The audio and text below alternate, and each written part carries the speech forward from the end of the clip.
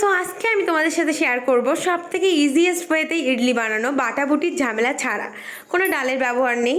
তো এখানে আমি 250 গ্রাম সুজি নিয়েছিলাম, তার সাথে নিয়েছিলাম আমি 200 গ্রামের মতো টক দই। সেটা দিয়ে মিক্স করে আমি একটু সেট হওয়ার জন্য রেখে দিয়েছি। আর এদিকে আমি একটু সর্ষে আর ছোলার ডাল, সে দুটোকে আমি ভেজে নিচ্ছি যাতে ইডলির মধ্যে দিলে ভালো লাগবে। আর দিয়েছিলাম কি কারি পাতা। কারি পাতা দেওয়ার পরে আমি সেই ব্যাটারটাকে নিয়ে এসে ব্যাটারটার মধ্যে এবার খাওয়ার সোডা যেটা অ্যাড করব, বেকিং সোডাও দিতে পারো, আমি বেকিং সোডা অ্যাড করেছি। তো তারপরে এখানে একটু নুনও অ্যাড করেছিলাম, করে আমি এটা নর্মালি একটা ব্যাটার ছিল। আর তার সাথে আমি বানিয়েছিলাম টমেটো, পেঁয়াজ কুচি আর বিট কপি টপি দিয়ে আমি এই একটা ব্যাটার বানিয়েছিলাম, যেটা হলো ভেজিটেবলে ভরা। তো সেটা আমি দুটো স্টিমার, তো স্টিমে আমি বসিয়ে দিয়েছিলাম ওপর নিচে করে। আর দেখো প্রথমটা তো একদম কমপ্লিট হয়ে গেছে, আর সেকেন্ডটা এটা ভেজিটেবলেরটা। তো দুটোই খেতে অসাধারণ হয় আর খুব কম টাইমে হয়ে যায়।